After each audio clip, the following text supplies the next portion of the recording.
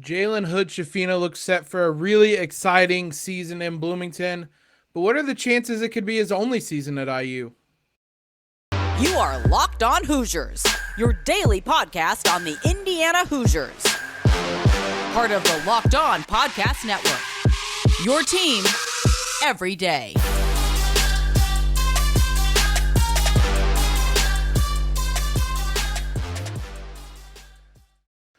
What is up, everybody? It is Tuesday, August 4th. This is Locked On Hoosiers, your one and only daily one-stop shop for everything IU athletics. I'm your host, as always, Jacob Rude. Want to thank you guys for making us your first listen every single day. Today's episode of Locked On Hoosiers is sponsored by Simply Safe Home Security with Fast Protect technology exclusively from Simply Safe. 24/7 monitoring agents capture evidence to accurately verify a threat for faster police response.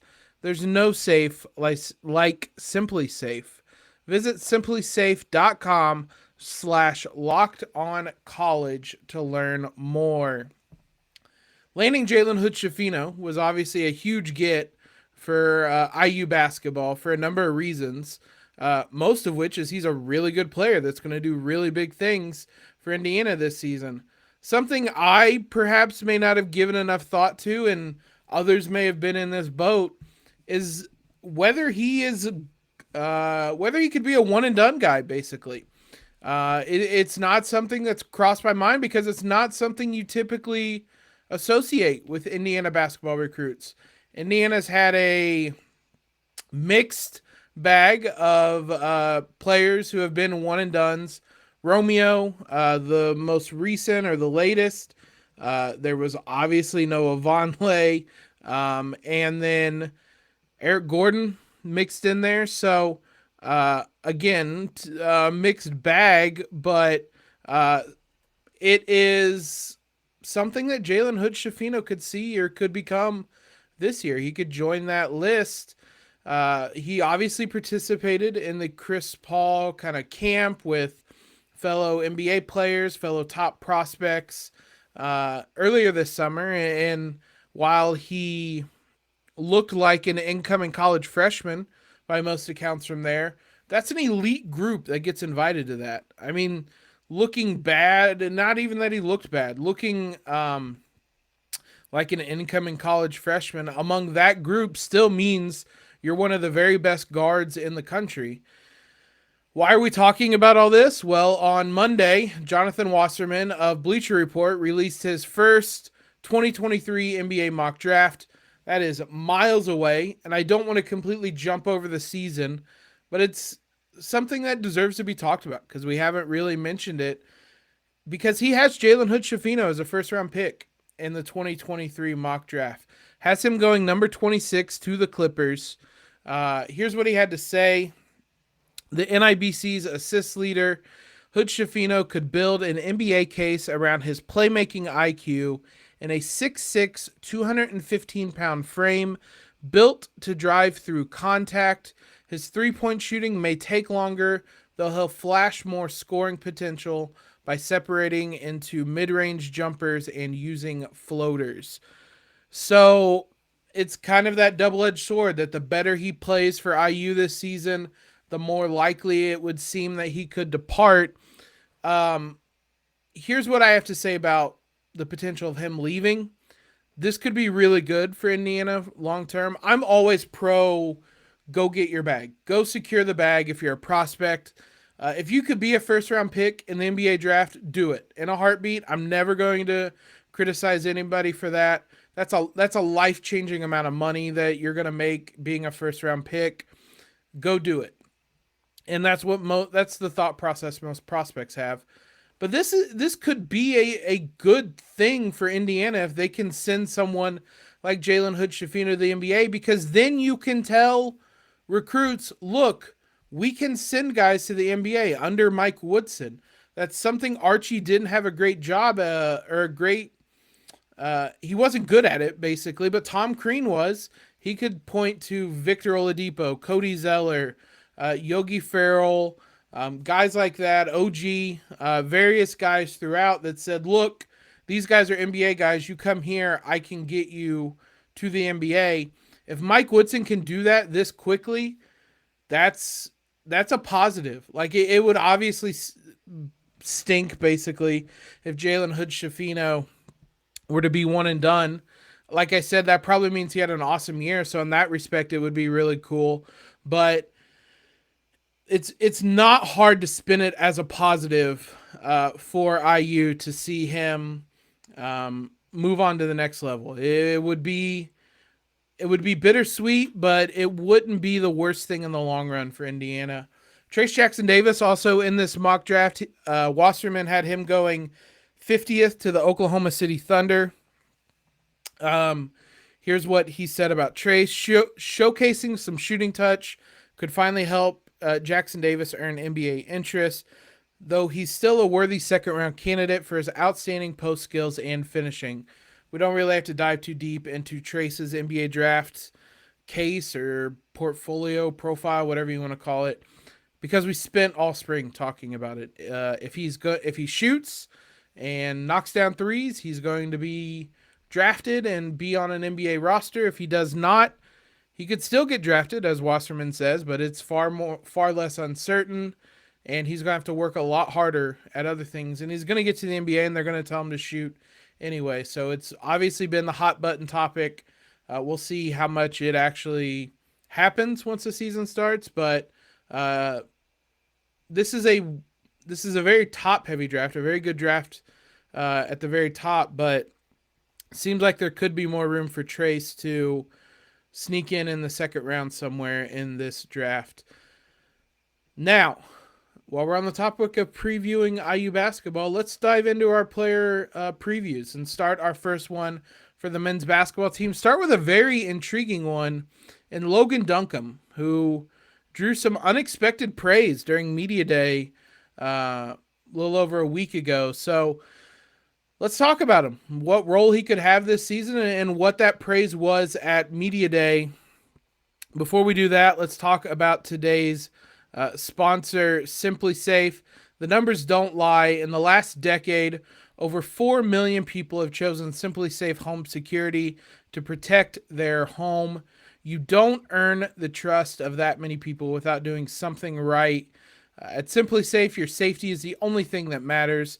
I know because I use Simply Safe in my home or apartment. They protect you with cutting-edge technology, security technology, powered by 24/7 professional monitoring agents who always have your back. With 24/7 professional monitoring, Simply Safe's agents call you the moment a threat is detected and dispatch police or first responders in an emergency, even if you're not home or can't be reached. Simply Safe blankets your home in protection with advanced sensors for every room, window, and door, HD security cameras for inside and outside your home, smarter ways to detect motion that only alert you when a threat is real, and even hazard sensors that instantly detect fires, floods, and other threats to your home. Our monitoring experts use proprietary advanced response technology to visually confirm when a break-in is real so you can get the highest priority police dispatch. Customize a perfect system for your home in just a few minutes at simplysafe.com/lockedoncollege. Save 20% on your Simply Safe security system when you sign up for an interactive monitoring plan and get your first month free. Visit simplysafe.com/lockedoncollege to learn more. There's no safe like Simply Safe. Thanks again, guys, for making us your first listen and watch every single day. Go subscribe to YouTube. You hear me say it all the time. Just go do it real quick. Get it done with. Get it over with. You don't have to roll your eyes at this segment anymore. We're trying to get to 500 subscribers by the start of the season. It looked like we were going to get there. We've hit a little bit of a plateau. So let's race on over there real quick. Just hit the subscribe button. Little secret, you don't even have to watch the video. Just get us subscribed. It helps us get in front of more eyes and helps us grow this audience bigger and bigger. Logan Duncomb is a very interesting person heading into this season, and I don't know that I would have said that 2-3 weeks ago because, to be quite honest, he was kind of an afterthought. Last season, his role was non-existent. There was no role last season. I think back to the IU Northwestern game when IU had like 7 healthy bodies, not healthy, 7 available bodies, and one of them was a walk-on, Nathan Childress.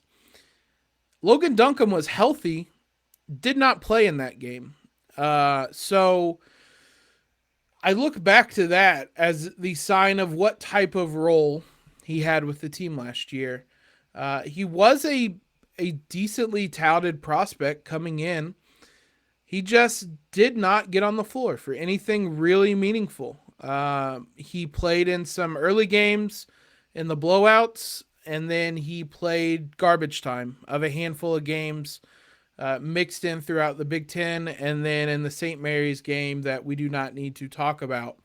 So he effectively played no role. He was a garbage time big man, and that was it. And there wasn't really any reason to think things were going to change heading into this season until Media Day, when Trayce Jackson-Davis got up on the podium or on the stage at the podium and said this, talking about Logan Duncomb. He said, then at the end of the summer, all of a sudden he was 245 pounds. And I was like, what's going on? He put on some weight, and now I'm trying to move back, and he's just holding ground. He's playing really hard. He's been running the floor really hard, getting rebounds, making good post moves.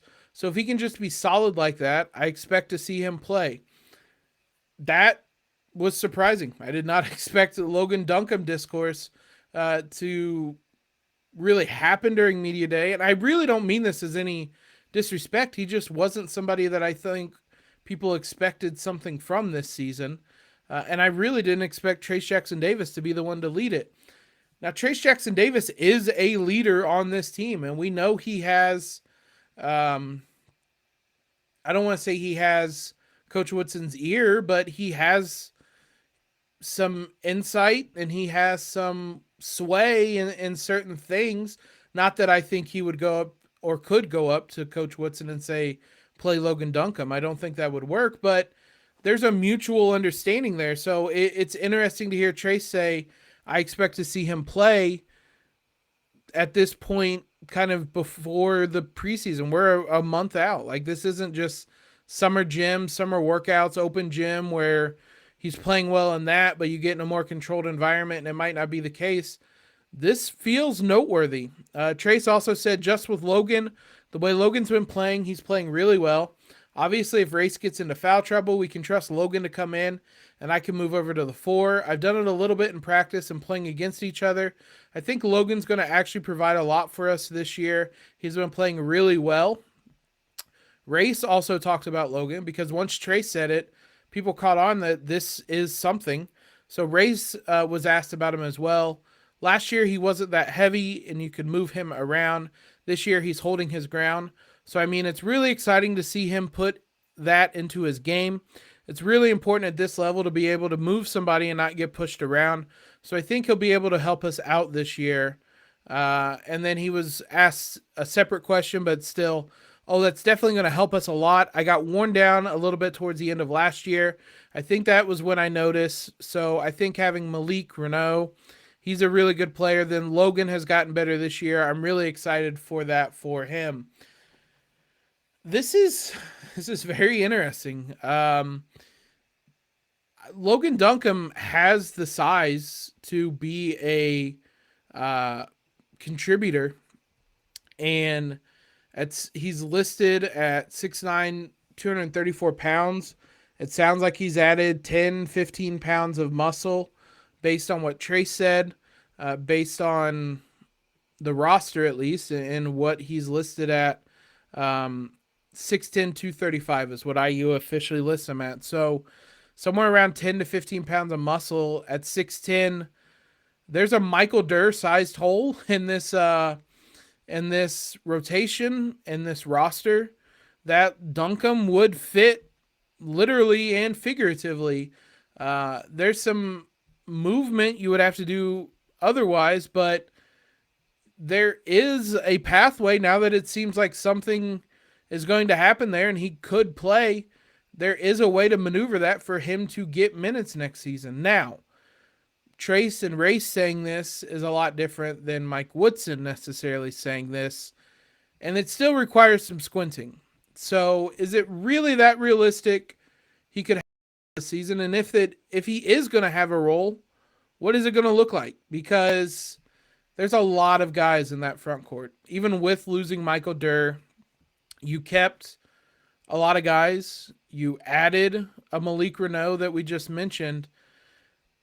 Is there enough minutes there for him? That's what we're going to talk about here in a minute. Try to picture what sort of role he could have this season, because it certainly seems like he's going to have something. Before we talk about any of that, if you haven't tried Built Bar Puffs yet, you're depriving yourself of one of life's greatest joys. That is not an exaggeration. And guess what? There's a new flavor. Delicious, indulgent cookie dough covered in chocolate. That's right. Built has done it again. Let me introduce you to the new favorite cookie dough chunk puffs. They have a light and chewy texture, real cookie dough chunks, and of course they're covered in 100% real chocolate. I'm a sucker for cookies. You guys can tell that if you look at me.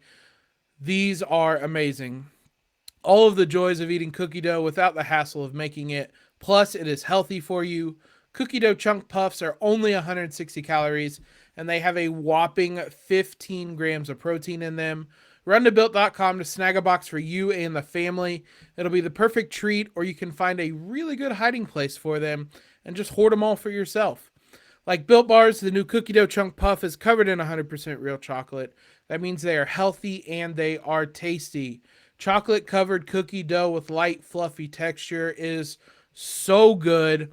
And what is great about Built is that all the bars are made with collagen protein, which your body absorbs more efficiently and provides tons of health benefits. Eat something that tastes good and is good for you. You're going to love the new cookie dough chunk puff, whether you need a snack for your workout, a late night treat, or just need to grab a quick bite. Built is the perfect protein bar, and they taste better than a candy bar. Ditch the calories, fat, and sugar. Grab yourself a Built bar. Head on over to Built.com. Use the promo code LOCKED15 and get 15% off your order today. That's promo code LOCKED15 for 15% off at Built.com. So is there even room for Logan Duncomb in this front court? Let's start doing some number crunching here, because Trayce Jackson-Davis and Race Thompson are going to start. Trayce is going to get, even conservatively, 30 minutes a night, and Race will get, I would say, in the neighborhood of 25 minutes a night. And again, I think that is being conservative. Last season, Race averaged 28.5 minutes per night. You could make the argument that there would be less minutes because of the depth they have, and Race himself said he got worn down. So even if you take it to 30 and 25 minutes, that is 25 minutes to split per game the remainder of the way between Malik Reneau, Jordan Geronimo, who he's the flex right here, and we'll talk about that more in a minute, and Logan Duncomb. If you think that Malik Reneau is going to play a big role, you can look. Michael Durr only played 7 minutes a game. A lot of times it was one rotation.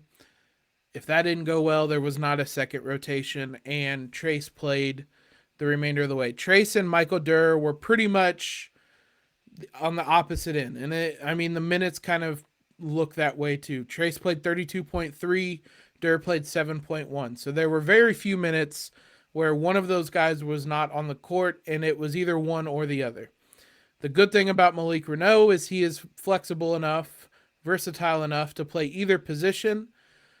So you can, I would say 15 minutes a night is something you could expect from Malik, and that seems low. Again, conservative. So then you have to ask yourself, what position is Jordan Geronimo? Because if he is a power forward or a stretch four, which is kind of the role he played last season, then you're down to about 10 minutes for him to play in that position. Now, It sounds like he's trying to take more of a perimeter role this season. So maybe you view him more as a 3. If that's the case, then that opens up the minutes for Logan Duncomb. And that would be 10-ish minutes per game. Obviously, that'll fluctuate. Maybe Trayce, Race, Malik are in foul trouble. He plays more minutes. Maybe one of them's injured. Things like that. Those minutes could fluctuate. And I know this is very rough math, but you can see the number crunch. Trayce and Race are going to play a lot. Malik Reneau is a 5-star prospect who's going to play a good amount. And all these numbers all these averages for both Trayce and Race are lower than what they were last season, which I don't know that would necessarily be the case. And I think it's a pretty conservative about 15 minutes per game for Malik Reneau as well. I think you want him on the court maybe a little bit more than that. I don't think you want him on the floor for just, I guess that would be one shift per half. Maybe keep him on the floor more if he's playing well. But even then, those are very conservative estimates. And you're at 10 minutes per game to split between Logan Duncomb, Jordan Geronimo. If you want to stretch the floor with Miller Kopp as a 4, you can understand why this suddenly gets to be pretty tricky, because there are a lot of guys who deserve to play a lot of minutes, and there are not a lot of minutes available. So somebody kind of has to be the odd man out here. Logan Duncomb, I don't doubt, has improved, and it sounds like a lot. And in certain matchups, he could prove to be valuable. When they face Zach Edey, it's going to be nice to have a 6'10 guy that seemingly could hold his ground if necessary. Because we've seen Trayce get into foul trouble in that matchup before. Having someone like Logan Duncomb as a sort of safety valve or break in case of emergency will be nice. But it's going to be interesting if he's going to be able to have anything more than a break in case of emergency role. Because if it comes down to it, whether I want 10 minutes of Logan Duncomb or night, or 10 minutes of Jordan Geronimo at the stretch 4, Miller Kopp, or just spread out 10 more minutes between Trayce, Race, and Geronimo, I'm kind of leaning towards those latter options because those guys have kind of proven it. Now, maybe early on in the year, you give Duncomb some more opportunities. You play him some more minutes. You know what you have in Trayce and Race. Maybe you play Duncomb to see how he can handle some of these games. But the other side of this is there's not going to be a lot of games where you can test some things out.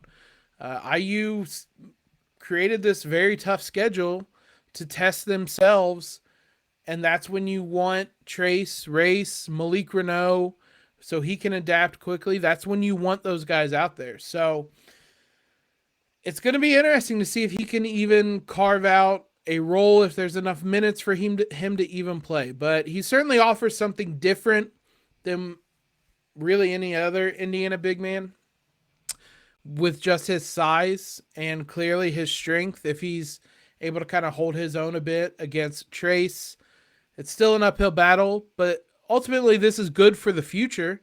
If he's able to keep developing and become a role player down the road, it's good for practice as well to have a guy like him to bang up against Trayce, Race, Malik early in the season. You may not want him banging around with those guys later in the season, but right now it's good for him to prepare them for Zach Edey, Hunter Dickinson, whoever it may be, Baycott in the game against UNC down the road, whoever it may be. It's good preparation now for those games down the future. So Duncomb's a very intriguing player, someone that it'll be interesting to see what type of role he has once this season kicks off, because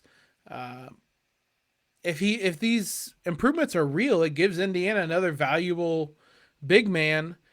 At times it felt like they didn't have enough last year, and now it seems like they could potentially have too many this year, which I guess is a good problem to have, but we'll have to see how Mike Woodson kind of navigates this, because if Duncomb has improved to the point that he's drawing unsolicited praise from Trayce Jackson-Davis, that feels noteworthy. So I'm really intrigued to see how good he actually is, if he's made that big of a leap, and if he can do it in meaningful games this season, because all those are big question marks.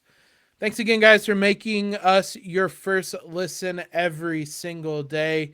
We'll be back with you tomorrow to do a girls basketball preview. We're going to kind of rotate these back and forth and talk about the men's team, the women's team.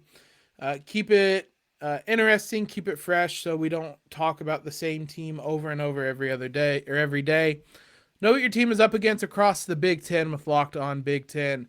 Everyday host Nate Dickinson and the local experts of Locked On take you across the Big Ten in 30 minutes. Make Locked On Big Ten your second listen. Locked On Big Ten. Subscribe if you guys have not already over wherever you listen to us at, wherever you watch us at. If it's on YouTube, if you're listening on Apple, Overcast, Spotify, whatever it is, subscribe. Helps us out a ton. Leave a rating if you can. Follow us on Twitter at LO_Hoosiers. We may not be talking about IU football, but we're still going to be tweeting about it on Saturdays. So join in on the misery over there. But most importantly, guys, have a great Tuesday. And Elio,